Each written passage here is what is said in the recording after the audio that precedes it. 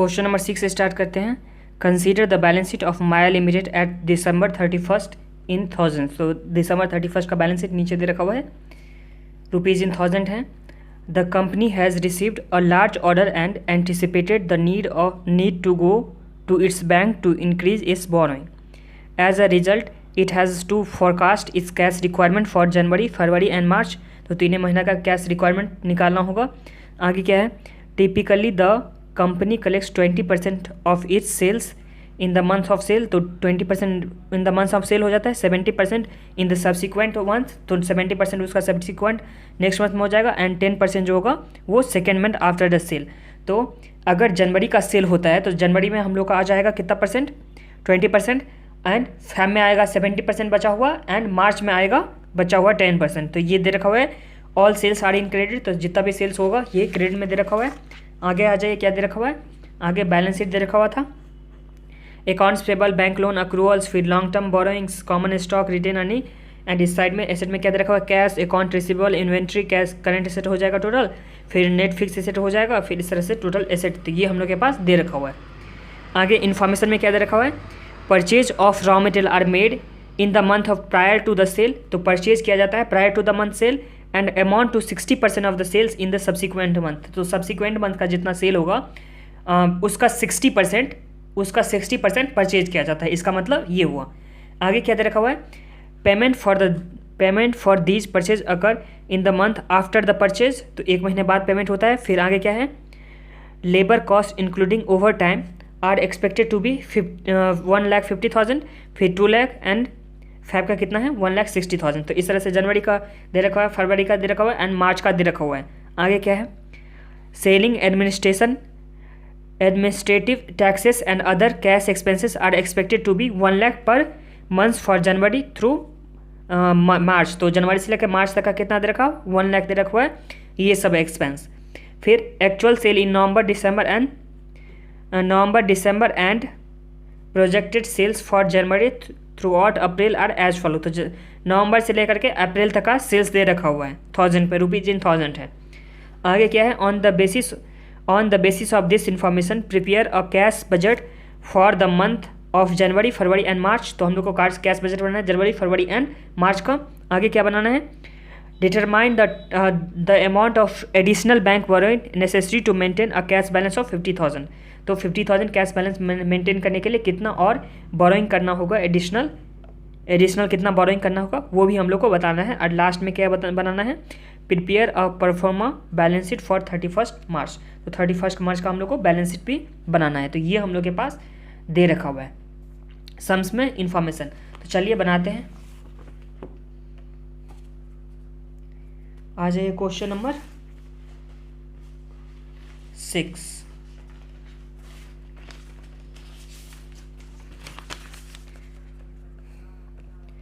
Question number 6 में आ जाइए,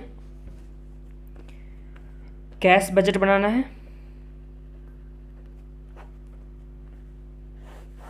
हम लोग को 3 मंथ्स का बनाना है कैश बजट, लेकिन इन्फॉर्मेशन तो चाहिए। तो नवंबर, दिसंबर, Jain, fab, March, April.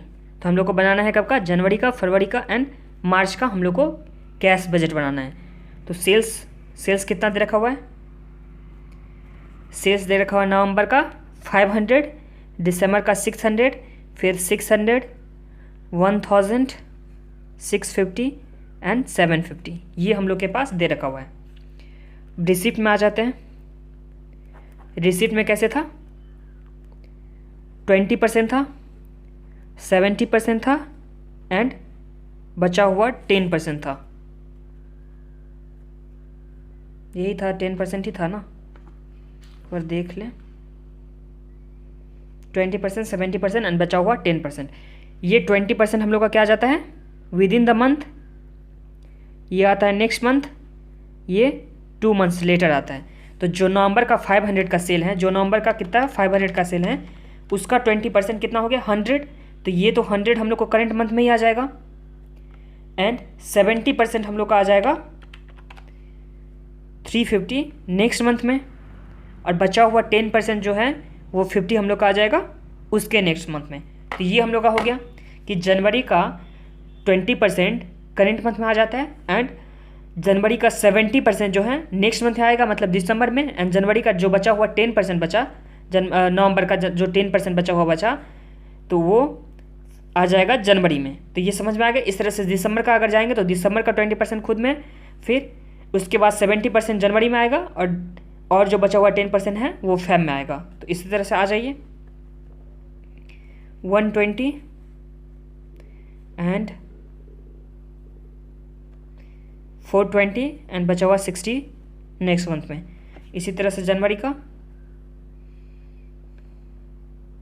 120, 420 and 60, इसमें 200, 700 एंड 100, इसमें शिफ्ट 650 का निकालते हैं। 650 इंटू 20%, तो ये आ गया 130, ये आ गया। रिसिप्ट में हम लोग को जनवरी फरवरी मार्च का ही निकालना है, तो जनवरी फरवरी मार्च का टोटल करते हैं। टोटल कितना हो जाता है, तो कीजिए 120 प्लस 420 प्लस 50, तो हम लोग का 590 का आ गया रिसिप्ट। फिर 200 प्लस 420 प्लस 60, तो ये हम लोग का आ जाता है 680। उसके बाद 130 प्लस 700 प्लस 60, तो ये हम लोग का आ जाता है 890। तो ये हम लोग का टोटल रिसीट आ गया। अब रिसीट के बाद पेमेंट में चलते हैं। पेमेंट के लिए सबसे पहले परचेज निकालना है, तो परचेज होता है हम लोग का सब्सिक्वेंट मंथ का 60%। तो अगर हम लोग देखेंगे यहाँ पे जनवरी का सेल्स कितना हुआ है 600, तो 600 का 60% कितना होता है 360, और ये 360 हम लोग का कब होगा दिसंबर में 360। इस तरह से 1000 का 60% कितना हो गया 600, तो 600 कब होगा परचेज जनवरी में। फिर इसी तरह से नेक्स्ट का तो ये आ गया 390, एंड मार्च के लिए 750 का 60%, तो ये हम लोग का आ गया 450। तो ये तो हम लोग का आ गया परचेज, बट हम लोग को पेमेंट चाहिए। पेमेंट का अब पेमेंट का बनाएंगे। पेमेंट में payment for purchase next month में पेमेंट होता है, तो नेक्स्ट मंथ में कितना हो जाएगा 360, फिर 600 हो जाएगा पेमेंट, एंड 390 हो जाएगा, क्योंकि नेक्स्ट मंथ में पेमेंट होता है परचेज का। उसके बाद लेबर कॉस्ट है, सम्स में दे रखा हुआ था 1,50,000, 2 लाख एंड 1,60,000। उसके बाद अदर एक्सपेंस दे रखा हुआ था 100, मतलब 1 लाख करके दे रखा हुआ था, तो 1 लाख। इस तरह से टोटल अगर हम लोग देखेंगे, टोटल एक्सपेंसेस देखेंगे तो कितना आ गया 360 प्लस 150 प्लस 100, तो ये हम लोग आ गया 610। ये आ गया 900, और ये आ गया 390 प्लस 160 प्लस 100, तो ये हम लोग का कितना आ जाता है 650। तो यहाँ तक तो कोई प्रॉब्लम नहीं है। अब हम लोग नेट कैश फ्लो निकालते हैं। नेट कैश फ्लो, तो नेट कैश फ्लो कितना आ जाएगा 590 माइनस 610, तो ये हम लोग का नेगेटिव में आता है। फिर नेक्स्ट का दिखाते हैं 680 माइनस 900, तो ये हम लोग का भी नेगेटिव में आता है 220। फिर नेक्स्ट का निकालते हैं तो 890 माइनस 650, तो ये हम लोग का कितना आ गया 420 पॉजिटिव में। तो ये समझ में आ गया आप लोग को। अब हम लोग को क्लोजिंग बैलेंस में कितना रखना है, हम लोग को क्लोजिंग बैलेंस में कितना रखना है 50 रखना है, जो हम लोग का बैलेंस शीट में दे रखा हुआ था, तो 50 रहना ही चाहिए बैलेंस शीट में। तो 50 तो हम लोग को बैलेंस शीट में पहले से रहना ही चाहिए ना। अब एडिशनल बोरोइंग कितना करना होगा, एडिशनल बोरोइंग हम लोग को कितना करना होगा, तो इस टाइम में हम लोग को 20 करना होगा जनवरी के टाइम में। कैश बैलेंस 50,000 हम लोग के बैलेंस शीट में है ही, तो उसका तो ज़रूरत है नहीं ना यहाँ पे 50,000 लाने का। तो जितना यहाँ पे शॉर्टेज हो रहा है उतना ही हम लोग को बोरिंग करना होगा। तो शॉर्टेज कितना हो रहा है जनवरी में 20 का, तो 20 का करेंगे। इसमें कितना शॉर्टेज हो रहा है 220 का, तो 220 का हम लोग बोरिंग करेंगे। एंड यहाँ पे 240 हम लोग के पास एक्स्ट्रा है, तो हम लोग क्या कर देंगे पेमेंट कर देंगे। तो ये हो गया। इस तरह से अगर क्यूमुलेटिव बोरोइंग निकालेंगे तो पहले से तो 400 था ही, पहले से कितना था 400 था ही, प्लस एडिशनल बोरोइंग हो जाएगा, तो 400 प्लस 20 कितना हो जाएगा 420। फिर 420 प्लस 220, तो ये हम लोग का कितना आ जाता है 640, और 640 में से हम लोग 240 तो पेमेंट कर दे यहाँ पे 240, तो पेमेंट कर देना तो हम लोग को 400। तो ये हम लोग का हो गया क्यूमुलेटिव बोरोइंग। तो ये हो गया हम लोग का फर्स्ट पार्ट, ये हो गया यहाँ से सेकंड पार्ट, ये पूरा कैश बजट हो गया फर्स्ट पार्ट, यहाँ से हो गया second part and third part. अब चलते हैं परफॉर्मा बैलेंस शीट बनाते हैं।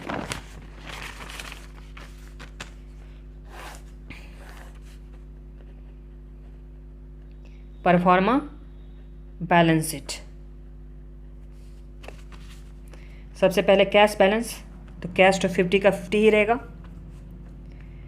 अकाउंट रिसीवेबल, कितना पैसा बचा हुआ है बाकी है, तो मार्च के टाइम में कितना पैसा बचा हुआ है,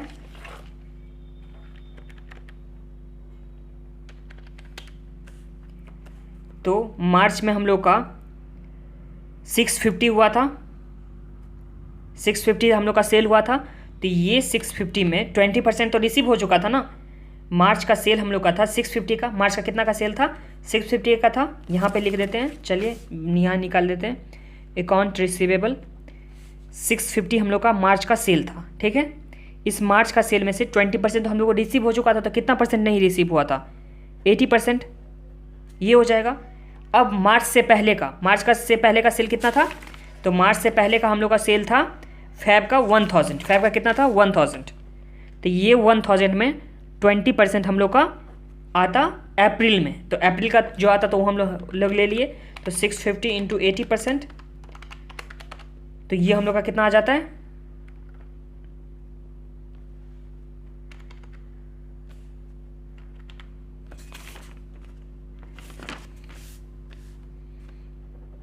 %10 ही यहाँ पे होगा।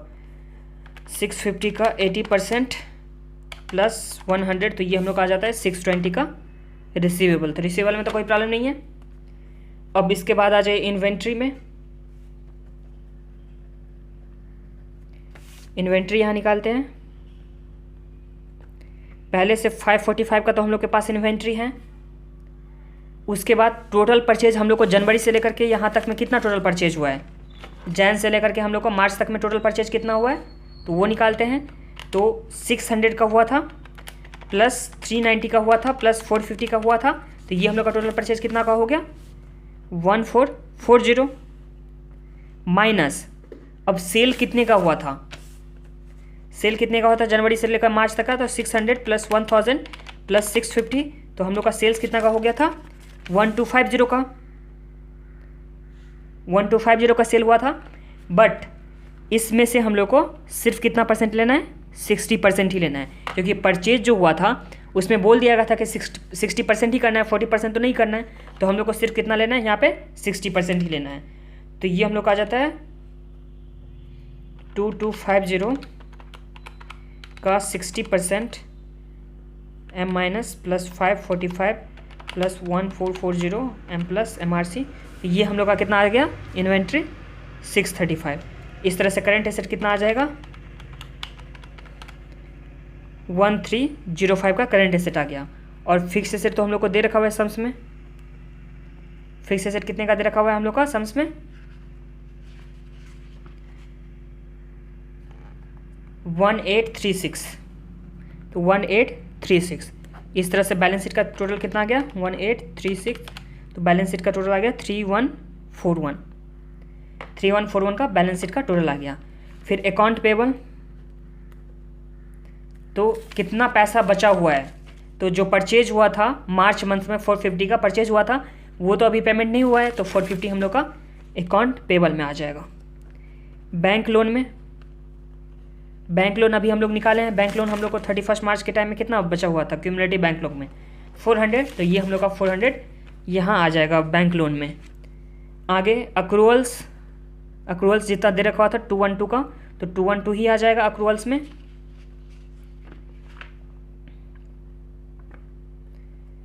अब कर लीजिए टोटल 450 प्लस 400 प्लस 212, तो ये हम लोग का आ गया 1062 का करंट लायबिलिटी आ गया। इसमें से दे रखा हुआ है लॉन्ग टर्म डेप्ट 450 का, उसके बाद दे रखा हुआ है कॉमन स्टॉक 100 का, और यहाँ टोटल कितना आ जाएगा 3141, तो